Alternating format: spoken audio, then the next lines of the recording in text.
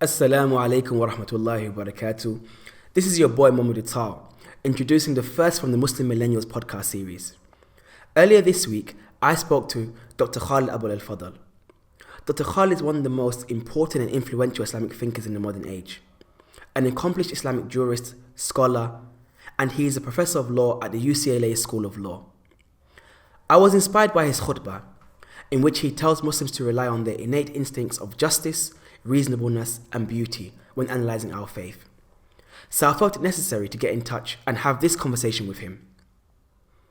Dr. Khalid and I spoke on a range of topics that included culture and religion, the importance of scholars being culturally literate, the role of reason in religion, and much more. For all those that know me, perhaps through social media or have had encounters with me in real life, will know that I've been very consistent in what I'm calling for. I'm calling for an intellectual revolution amongst young people in how we approach our faith. An intellectual revolution that is firmly rooted in godliness. To quote Dr. Khalid himself, to win this very real war that has done inestimable damage to so many Muslims and to the truth of the Islamic faith, it is absolutely imperative that moderates declare counter jihad against the Puritan heresy. This is not a call for the shedding of blood, it is a call for matching the zeal of the Puritans through unrelenting intellectual activism. This is a counter jihad to reclaim the truth about the Islamic faith and win the hearts and minds of Muslims and non-Muslims all around the world. End quote. This is how our conversation went. I look forward to hearing your feedback. Bismillahirrahmanirrahim. Assalamu alaikum, Dr. Khalid. It's a pleasure to have you on what will be our first podcast for Muslim Millennials.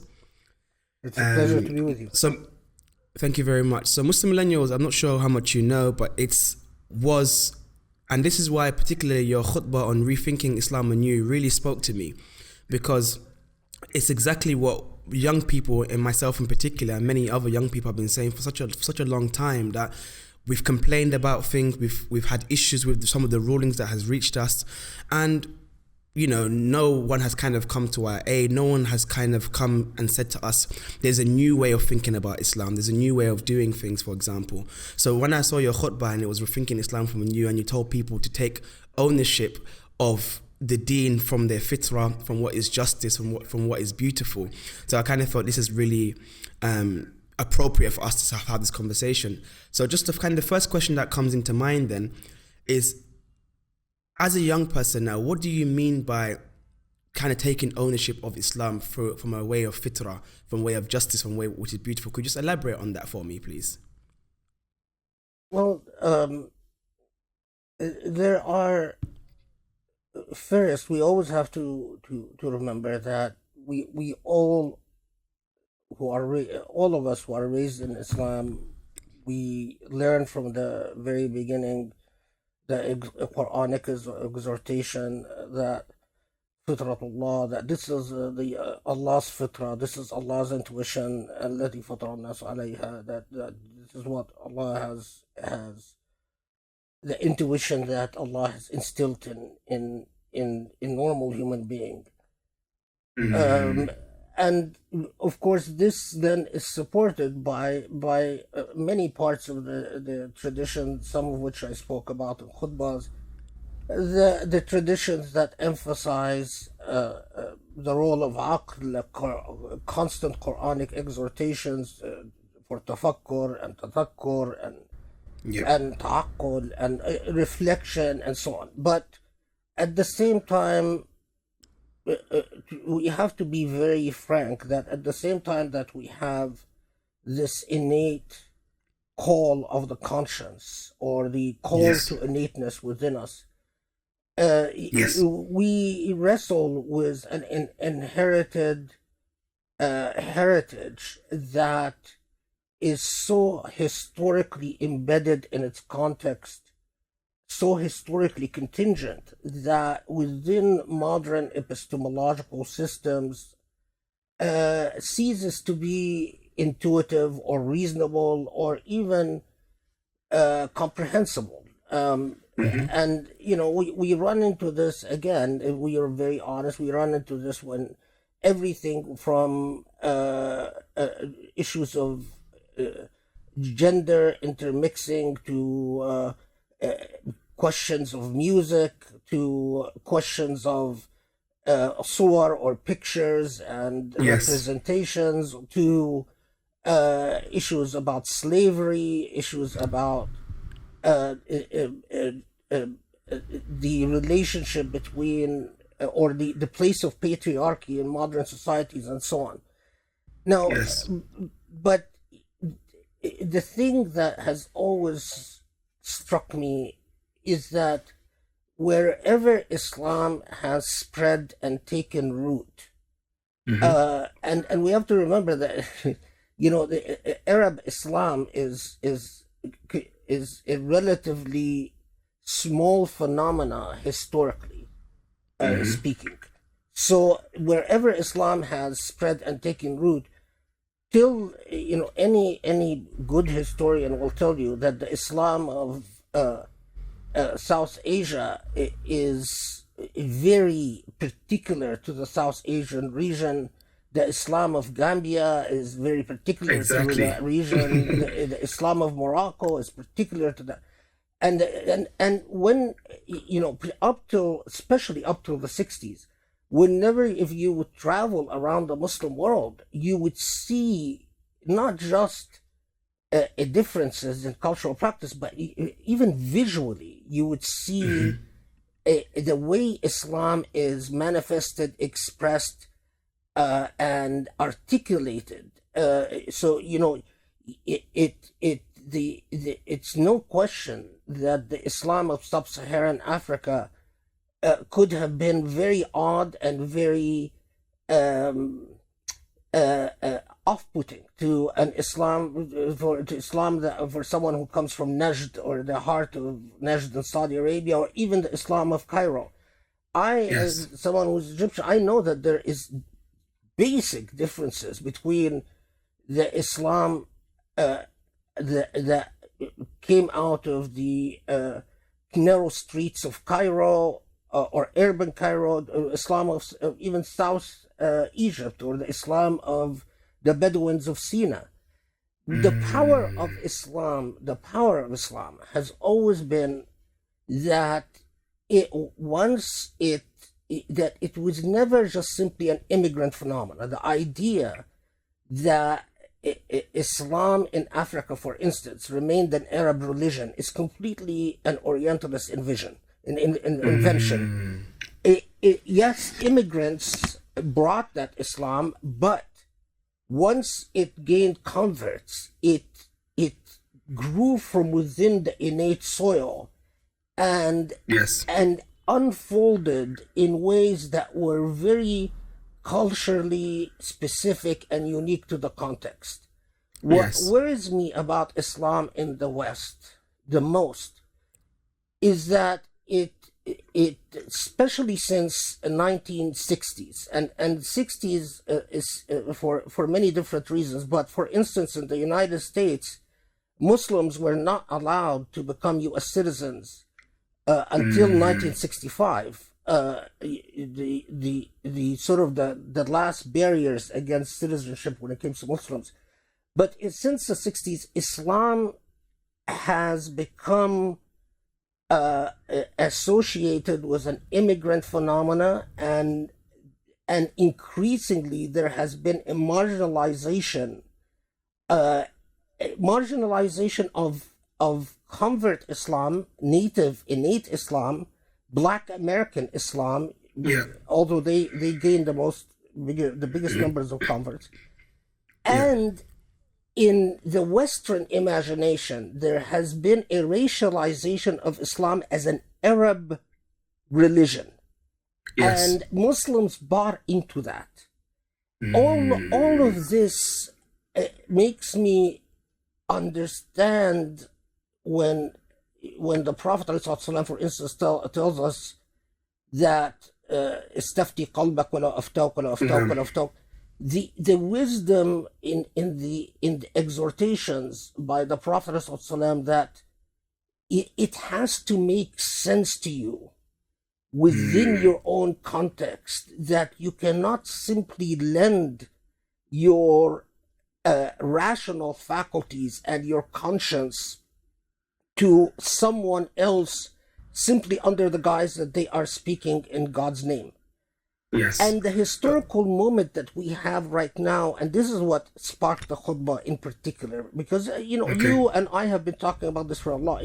We all have been saying we recognize the problem with this, but the turnabout committed, for the past 30 years, the Islam, particularly coming from Saudi Arabia, and the entire Salafi movement has drawn the path of the straight and narrow, Sirat al-Mustaqim, in a very specific way, and has consistently marginalized anyone that has come trying to negotiate with this in any way, as, you're inventing your own Islam, brother.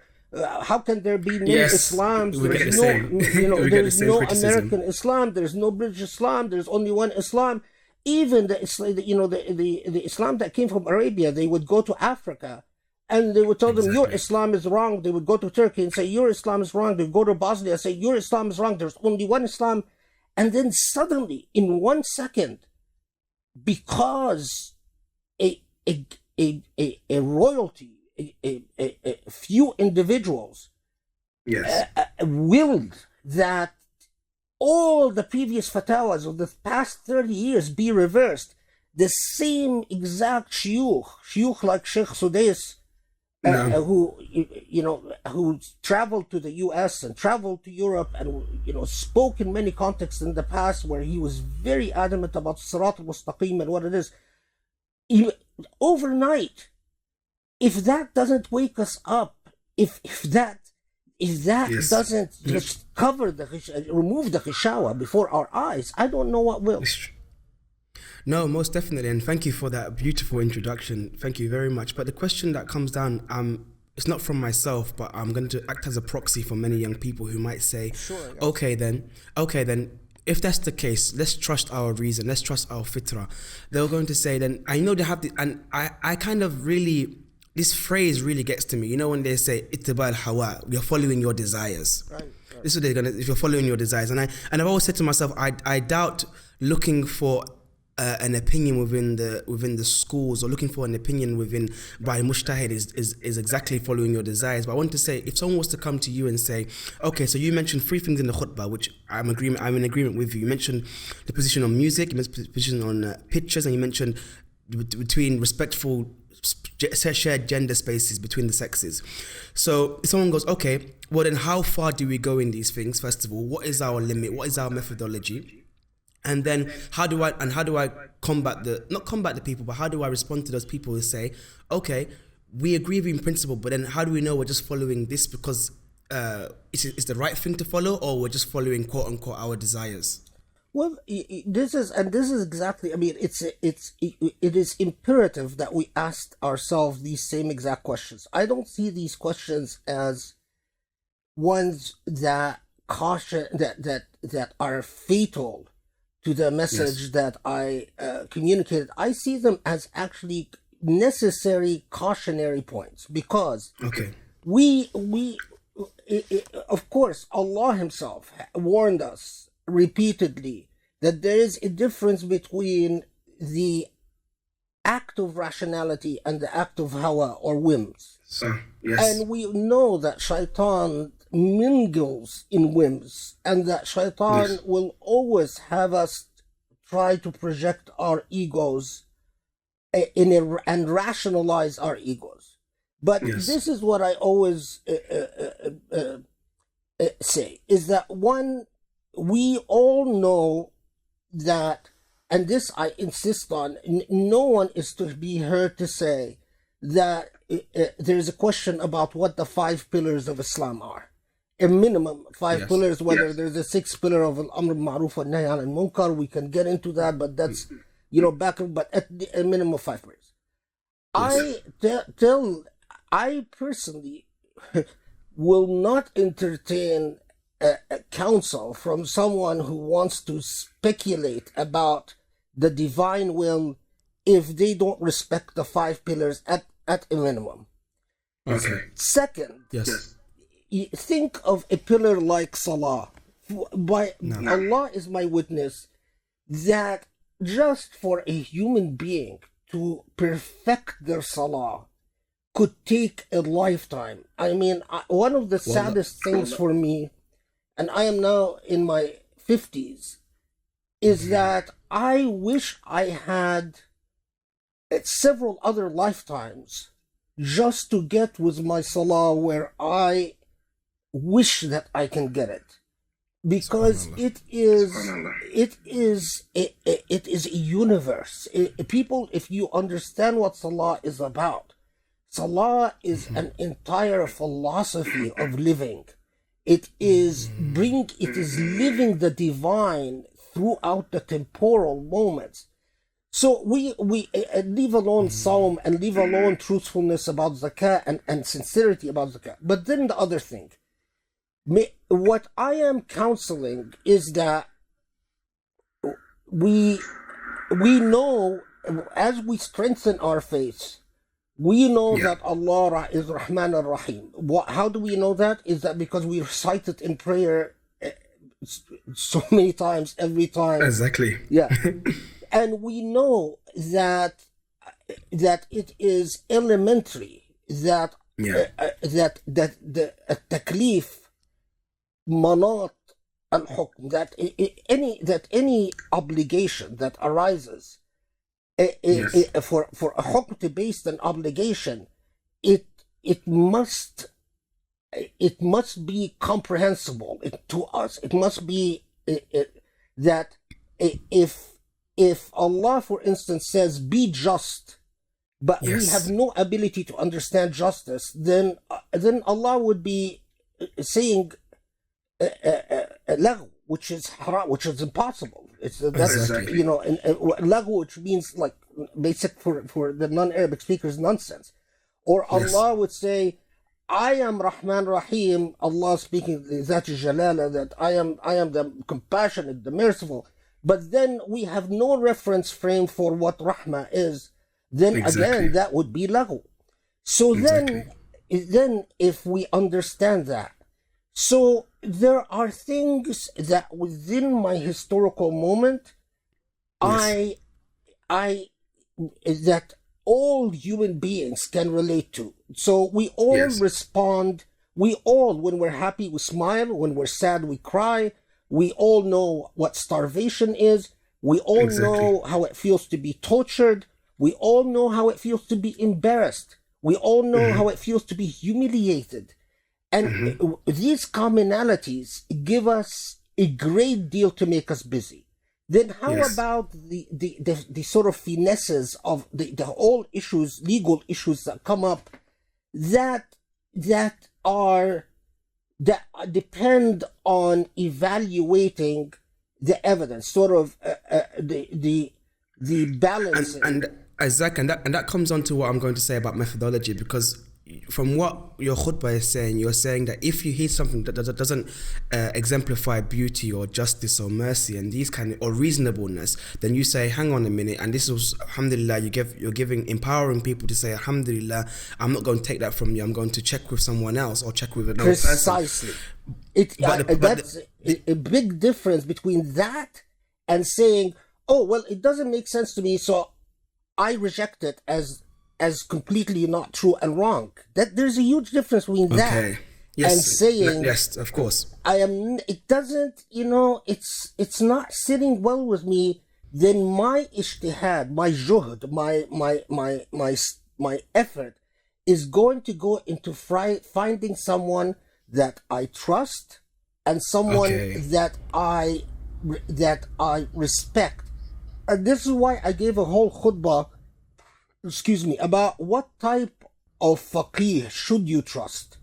Yes. A faqih that doesn't, and I'll put it in my terms, a faqih that knows a lot of law or seems to be very educated, says a lot of Arabic words, recites Quran and Hadith, but that doesn't strike you as a beautiful human being, as a kind human being, as a loving human being. I was advising people, and this is just advice, then maybe this is not the person you should be trusting.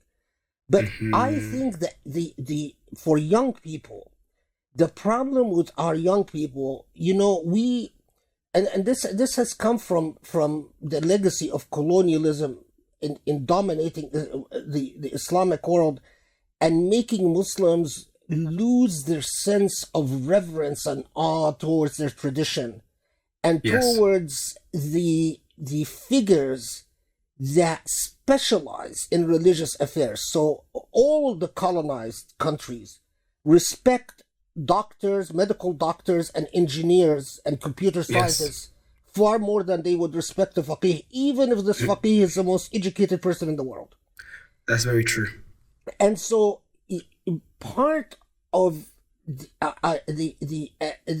what has happened is that we have all become, while, for instance, when I deal with my Jewish students, I never find a Jewish student willing to speculate about halakha law, Jewish law, or rabbinic law.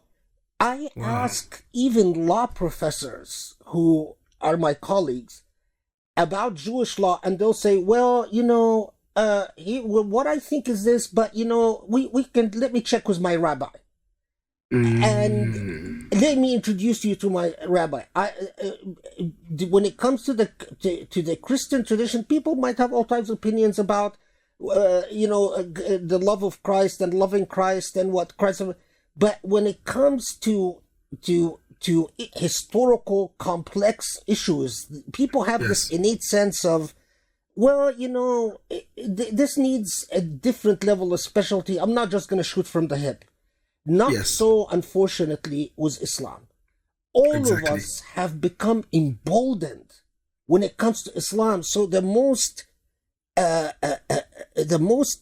what shall I say, the most uneducated of us thinks that they can pontificate upon Islamic history, they can pontificate about Islamic philosophy, Islamic law, and even will tell you things, and here's the impact of Islam for you. It's as if Islam has to vindicate itself to us, like prove exactly that Astaghfirullah. And that is a wrong. Your juhd, your effort, your energy should go into excelling in what is your field and in finding who you trust, and don't rush into trusting anyone, and because this is a very big decision.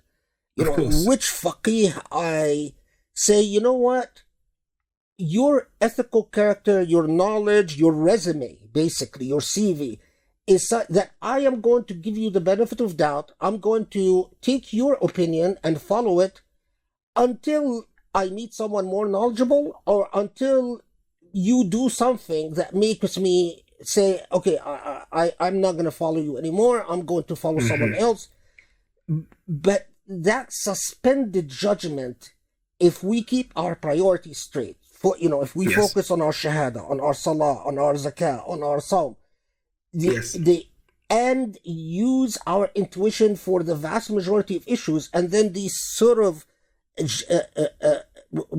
issues that require a lot of research and a lot of fiqh. The tarjih issues, the issues that al-murajjahat, where you actually balancing, competing evidence back and forth and so on. Yes. But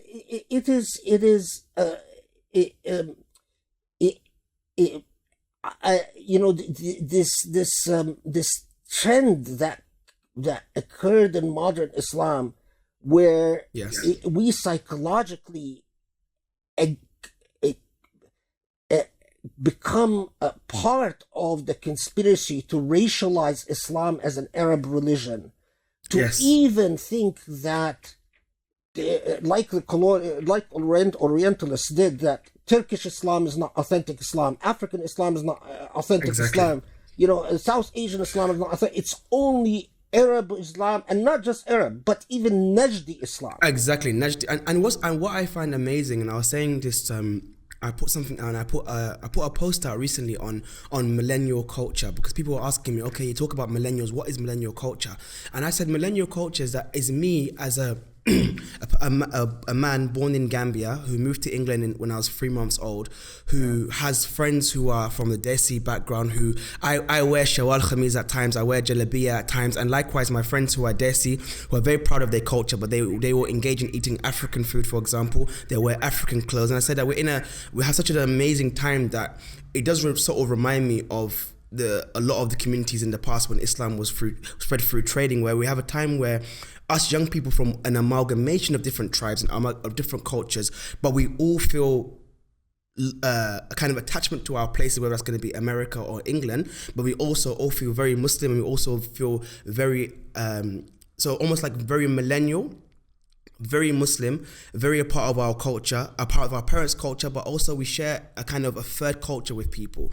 But the problem is with this is that many young people now are being told, and I'm sure many people get the same. You mentioned in your khutbah, oh, you're just becoming a liberal Muslim. Right. You're just becoming a liberal Muslim. You just want to modernize the deen. What is wrong with your parents' deen, for example? And the thing is, I kind of feel like, I don't know if it's sincere or insincerity, but there is this thing where it comes down to, but Islam has only been in the West for, let's say 40 years, 50 years, where we have a tradition of going back in our countries for 800 years, 900 years. The irony being, Allah warns us against this, when you say, but we found our fathers upon this thing. Yes. That's the irony of it. That's a big irony of it. And in fact, the passion of, a lot of the people who grow up here, and remain adhere onto their Islam, hold on to Islam, especially when it is the result of a conscientious decision. It's like the passion and fervor of the convert. Yeah. Yes. As my wife Grace said in one of her talks, every convert has had an intervention by Allah, a divine intervention for them to become a convert. So they had the divine touch.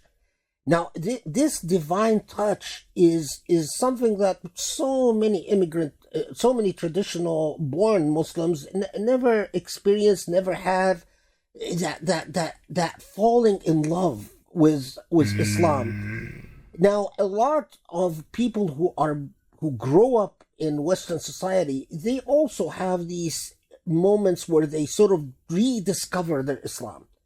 Yes. That passion is what moves mountains. The truth of the matter is, and this is the sad, is that Islam has existed.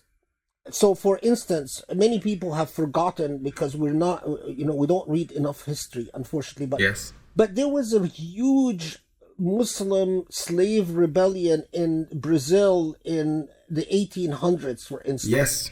So there were Muslims in South America, there were Muslims in Central America, there were at least 1 million Muslims that came to the United States as part of the slave population. We know that there were immigrants who came as part of the Spanish Empire, who were conversos, who were officially converted to Christianity, but they were always believed to hide their Islam. Yes. We know that there were Muslim immigrants to places like the United States as in the beginning of the 1900s. But the sad reality is that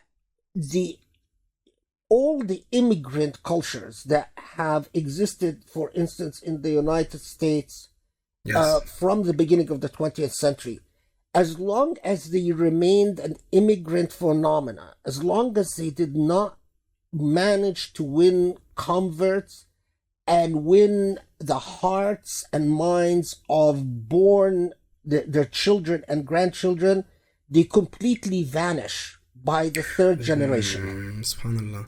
But what's very interesting is that some people, they take pride in this, and maybe you can help me explain this hadith. They will say, Islam has started as a strange religion and will end as a strange religion.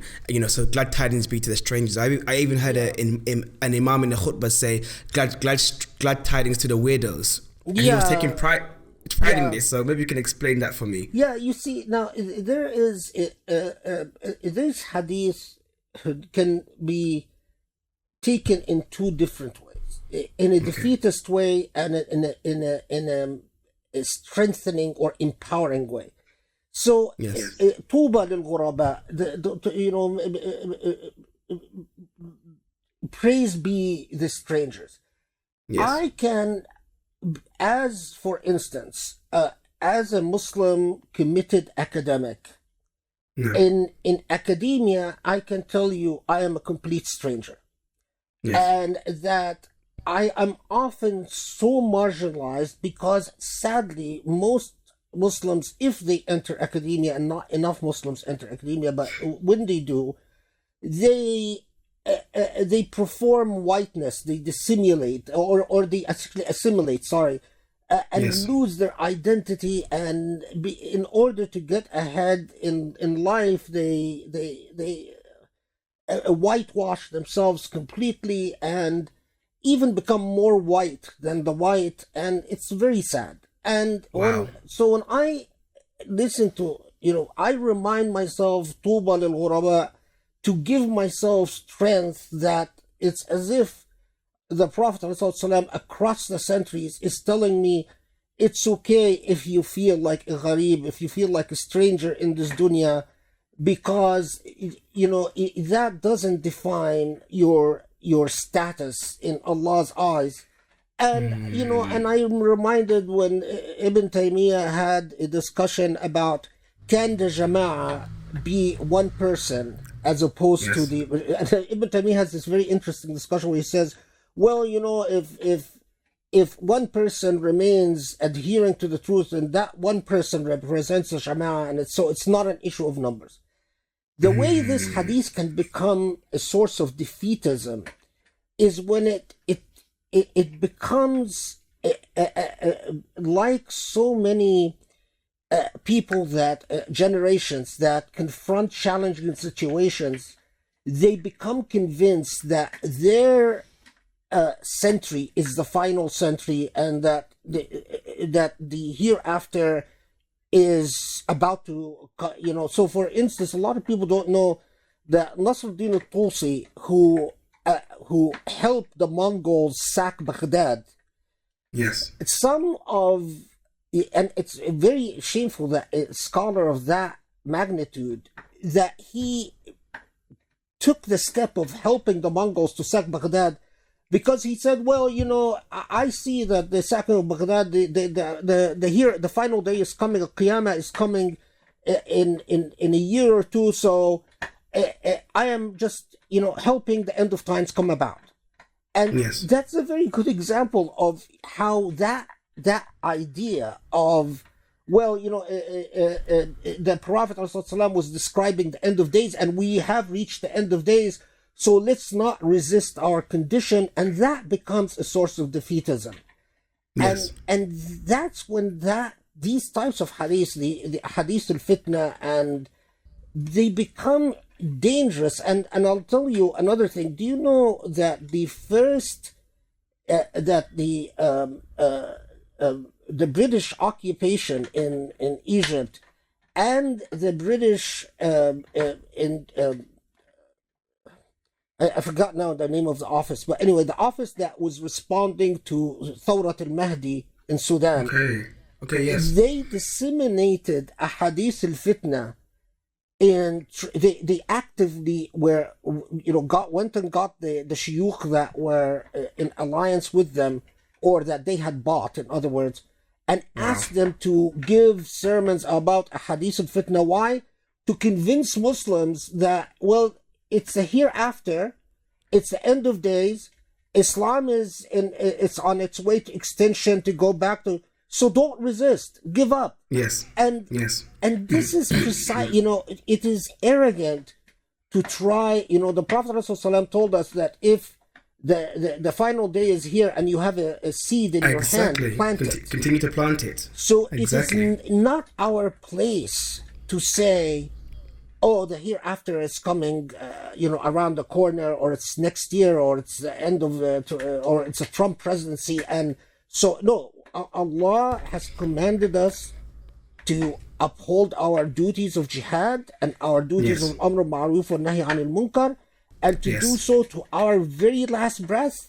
And whether, who goes up and who wins and who loses and who's rises and who falls, that's entirely up to Allah. That's not up to us.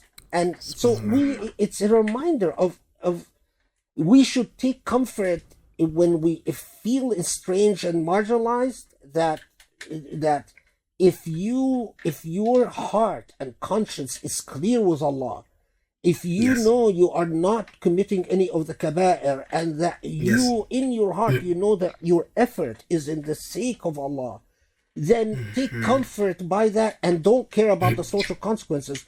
But don't use these hadiths to become apathetic and defeatist, and allow the Islamophobes to malign Allah's religion, and you sit there and you say, well, this was predicted, and so it must be. That's ridiculous. Just a few more things, Dr. Just a few more things if that's possible. I believe in your book, Reasoning with God, I believe that's the book, and you spoke about, this is just kind of tying into my kind of project of Muslim Millennials and a bit about your khutbah as well. But I believe you indicate that laws should be stipulated in the Quran.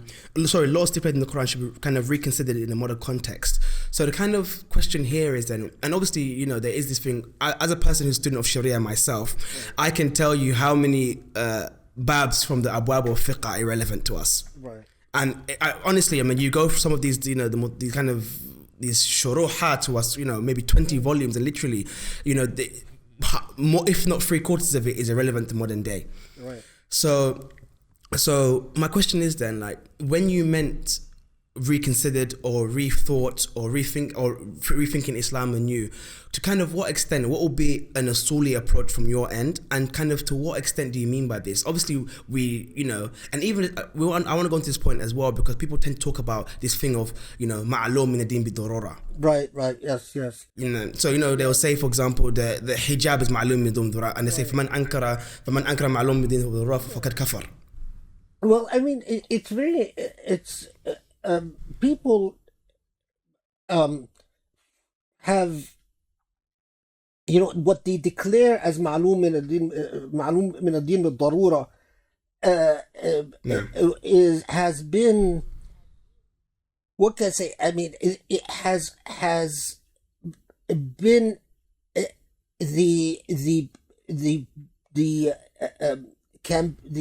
the field where the fuqaha go back and forth in debates about ijma' and counter ijma'. So anyone that has studied Sharia knows that there are books about al-mujma' alayh, and then when you read these books, every bab will tell you such and such claimed ijma' and such disagreed with this claim of ijma', such and so on. And we know that in every madhab there is qawl al-madhhab, and then the qawl, the aqwal of the minority within the madhhab. Exactly. And so the problem is these part of what has weakened in the post-colonial, and during it started, of course, during colonialism and became exacerbated post-colonialism, is the very education in legal systems. A lot of our fuqaha, the reason that they would talk about the hudud, but then create so many exceptions under shubahat, that we all know that the hudud were actually never really carried out in any, and it's because it's part of the art of legal training that would understand that sometimes, in order to achieve the objectives of the law, you need to compromise particular instrumentalities of the law and replace it with another. So the maqsad al-hukm is the same, but the fiqh behind the maqsad is far more important than the particulars of an ahkam itself. So, Okay. and we go after the maqasid al-shar'iyya through a variety of mechanisms. Now, of course, when law became very politicized in the modern Yes. age, and we witnessed that we were allowed to implement family law, but not allowed to implement any other Sharia law, that Sharia law became limited to this very narrow area of personal law and family law, and abolished everywhere else and replaced with European legal systems. All of this produced a sensitivity of politicization that, coupled with think of what took to create a faqih in the past. A faqih had to learn, a faqih would study logic, would study mathematics, would study other than grammar and balagha and so on, would study medicine, would study, it would study the epistemology of their day and age, all the relevant epistemological categories. A faqih today is denied a proper education. Even, think of all the Muslim countries around. Compare how much they invest in training a faqih as opposed to how much they invest in training a medical doctor or an engineer. Exactly. And so my first issue, do you know that the same debates about مجمع عليها and not مجمع عليها, and what is معلوم من الدين بالضرورة and what is not, they're very similar debates in all legal systems. So in in American law, we talk about what is fundamental to the constitutional order of the United States, and 9 justices sitting on the Supreme Court will disagree among themselves as to what precisely is known. It requires a priori, first and foremost, a good legal training, a good legal mind to talk about these things. So when people come to me and say, I tell them, wait, hold on, what is your field? And they'll say, my field or whatever. I say, things like ma'loom min ad-din, or things like al-mujma' alayh, or things like, these are very critical questions that can affect the future of generations to come. Yes. Before you dare speak about things like that, you have the requisite education, the requisite training, critical thinking to pontificate upon these issues. Again, it's taking, in many ways, the irony is that at the same time I am saying rebel against what's coming from the Arab world, the Arabization of Islam, and the hypocrisy that comes from despotism, which is ugly. I am saying, take our tradition, our beautiful tradition, seriously enough to pay it the respect of saying, I'm not going to speculate and pontificate upon it until I am sufficiently educated. And if I don't have the time in my life to become sufficiently educated, then my wajib is tawaqquf, is to suspend judgment until I find someone I respect. And that's very beautiful, Sheikh. And just a few more things then. So are you saying, from what I'm getting from you, are we saying that a way forward for Islam in the West is a more maqasid approach then, a more higher objective approach?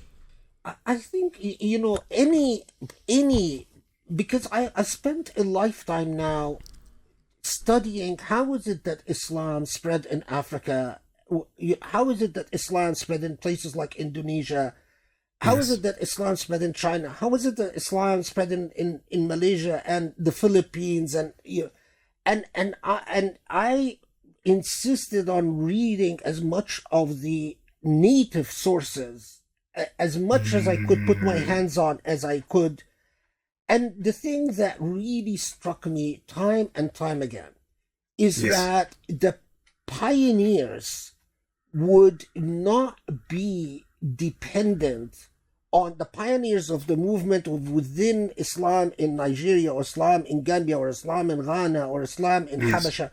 They were not dependent on the people who brought Islam to them but would they would really work on their dhikr and on their piety, and then internalize as much of the maqasid as they can, and then they would, even if they went and study for Azhar, you find that they would go back to their homeland, they would, when you start reading their treatises and their works, they would pay due respect to their Azhari education, but they were sufficiently, especially this is at the wake of, I'm talking about now the 17th century, 18th century, before colonialism has laid waste to all Islamic institutions. You would find that they would respect their education, but they understood that their primary obligation is to achieve al-maqasid al-shar'iyya and to tahqiq masalih al-ibad, to achieve the welfare of the people, and to achieve the Islam must be the embodiment of rahmah, of mercy and compassion and justice, and that Islam always remained the message lil-mustadafin, that the elite would not be attracted to Islam, but Islam would always attract al-mustadafina fil ard, and the oppressed. And this is precisely what we miss in the West. It sort of happened in the among the Black Muslim movement in the 1950s and 60s. But what I find very troubling is that immigrant Islam came in and alienated that Black American Islam. This is crazy. Where Islam was the face of the oppressed. And, our religion is the message of the oppressed. It's the message against racism. One of the most horrible things is that the Islamophobes have penetrated to the Muslim psyche and even convinced them that it is Muslims that are responsible for the institutions of slavery, or that most Muslims don't know that racism, the categories, ethnography of race wasn't invented until the 16th century. I mean, we weren't aware of races before the 16th century.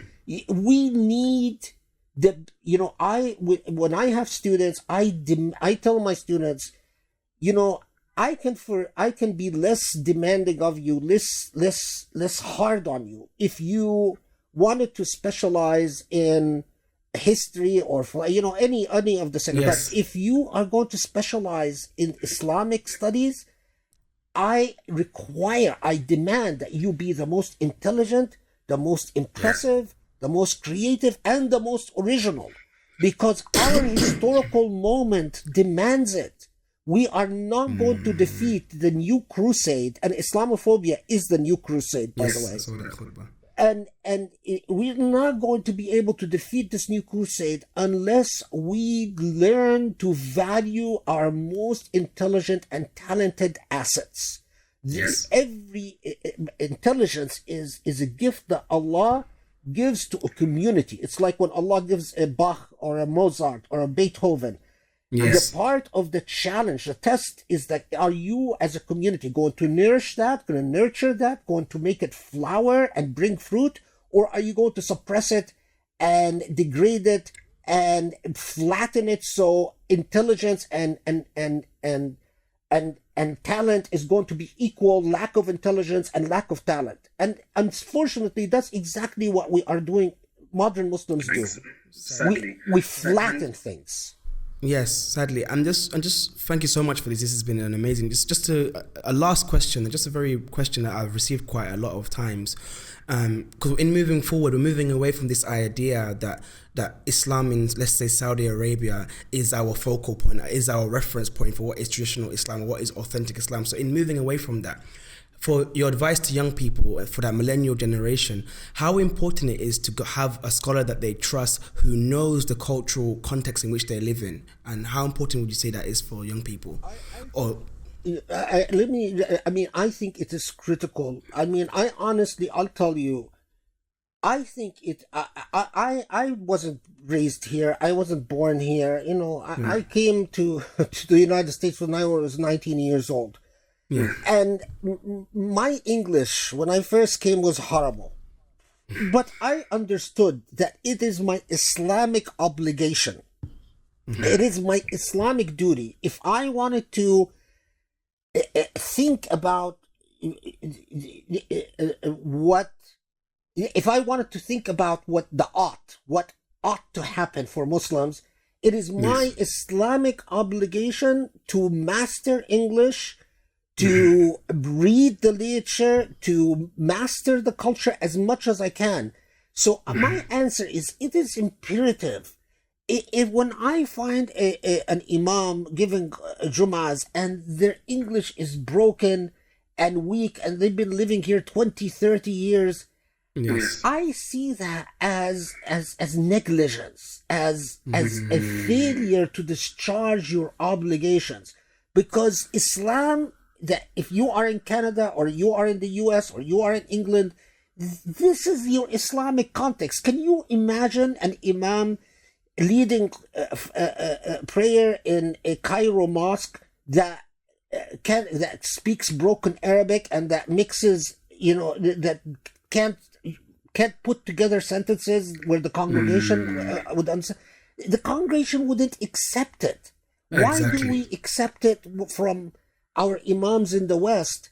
No, it is your duty to so, if you can find an imam, so let me put it this way: it is absolutely necessary that your figures of authority would be people that have the intelligence and the moral aptitude to understand all the contingencies that are presented and the challenges presented by whatever Islamic context. We all learn, what we all repeat all the time, but we don't really learn from it much, that Shafi'i changed his opinion from Iraq to Egypt and so on. Exactly. We all say that, but if he's going to change it from Iraq to Egypt, can you imagine what Shafi'i would have done if he went from Iraq to New York or Iraq to Toronto? Someone like a Shafi'i, I assure you, without a shadow of doubt in my mind, someone like a Shafi'i would have mastered the language, would have studied the culture, would have, and even had the humility to say, like I say on a lot of issues, there are some cultural issues where I simply say it is beyond my ability because I didn't grow up here.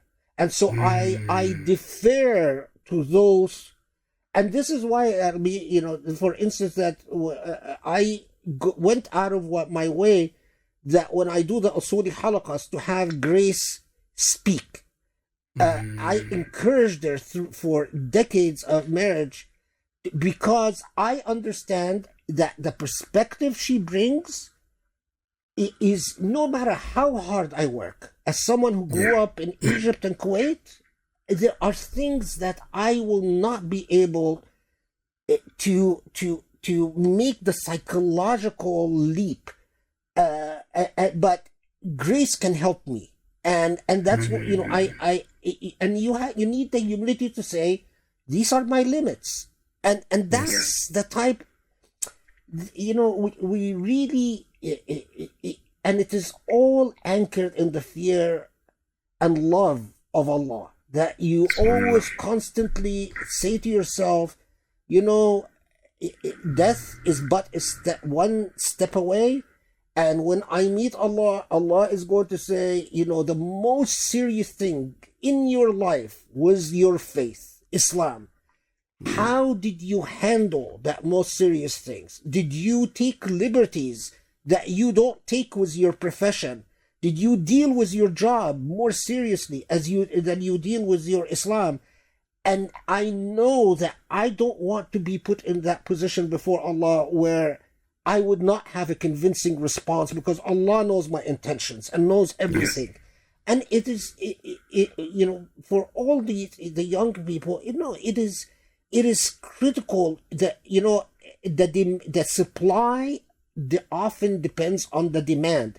If we demand a certain standard that must be met of our imams, our imams will improve. The problem is that the demand base is so weak, it's so standardless, and so, you know, the product is not very impressive. Thank you so much, Oh, Dr. my Khalid. pleasure. It was a real pleasure. I really sincerely hope for we can have in the future more discourses. Inshallah, will be my I would love pleasure. to. Inshallah, thank you so much. I'll leave it there. You're Inshallah. very welcome. Thank you so much. Assalamu alaikum. Wa alaikum salam.